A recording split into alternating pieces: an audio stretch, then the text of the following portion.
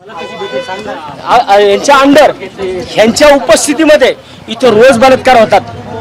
तुम्ही जाऊन जर स्वतः मीडियाने जर या सगळ्या गोष्टी पाहिल्या की ज्या एसटी मध्ये आता एवढ्या मोठ्या प्रमाणात कंडोम्स पडलेत, म्हणजे याचा अर्थ या संपूर्ण आगाराला कंपाऊंड आहे। इथं मागच्या बाजूला आहे ठिकाणी, त्याच्यामध्ये आता जाऊन शेकडोनी कंडोम्स पडलेले आहेत। आम्ही आता तिथं जाऊन आलोय, म्हणजे याचा अर्थ हा एक प्रकार इथं घडला, इथं रोज होतोय आणि ह्याच्यामध्ये ह्या लोकांचा हात आहे, ह्या कर्मचाऱ्यांचे हात आहेत त्याच्यामध्ये। हे सुरक्षा कर्मचारी काय करतात इथं बसून, काय फक्त ही लोक इथं केबिन उभवायला आहेत काही लोक। काही वेळापूर्वी नीलम गोरे यांनी सुद्धा याची पाहणी केलेली आहे, पण या परिसराची त्यांनी पाहणी केली नाही, बाहेरची पाहणी केलेली आहे। मला तुम्ही आत्ताच तुम्ही बघा गाडी कुठे आहे, गाडी इथं समोर होती आत्ता, म्हणजे ज्या टायमाला बलात्कार घडला त्या टायमाला गाडी सुरक्षा केबिनच्या समोर होती।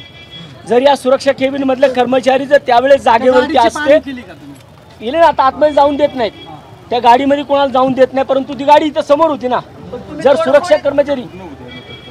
सुरक्षा कर्मचाऱ्यांचं काम काय या आगाराची सुरक्षा करणं, मग त्या सुरक्षा कर्मचाऱ्याच्या केबिनच्या समोर जर एखाद्या आमच्या आई बहिणीवरती बलात्कार होत असेल आणि हे लोक जर हे काही सुरक्षा करू शकत नसतील, तर यांना या सुरक्षा केबिन करण्याचा आणि या सुरक्षा केबिनमध्ये बसण्याचा कोणाला अधिकार आहे? यांना इथं बसण्याचा अधिकार नाही। मी एक विषय नाही, आत्ताचा विषय हा झालेला गंभीर आहे, परंतु तुम्ही जर पलीकडच्या बाजूला गेलात आणि पलीकडच्या बाजूला जाऊन तुम्ही बघा, त्या 4 शिवशाहीच्या गाड्या दाखवा, ज्या शिवशाहीच्या गाड्यांमध्ये अक्षरशः बेडशीट, रग, महिला भगिनींच्या साड्या 100%। मला सांगा,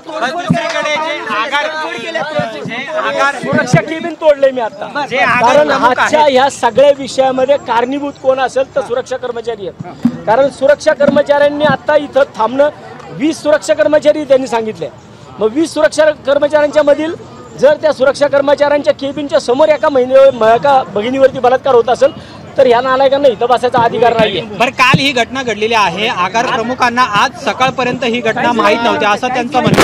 मी पण ते आता तुमच्या माध्यमातून ऐकलंय, म्हणजे हा प्रत्यक्षात प्रकार इतका संतापजनक आहे, म्हणून म्हणतो 100% सुरक्षा कर्मचारी याच्यामध्ये सहभागी असणार आहे।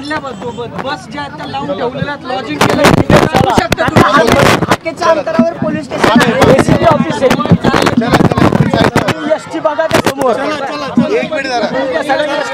तर वसंत त्या ठिकाणी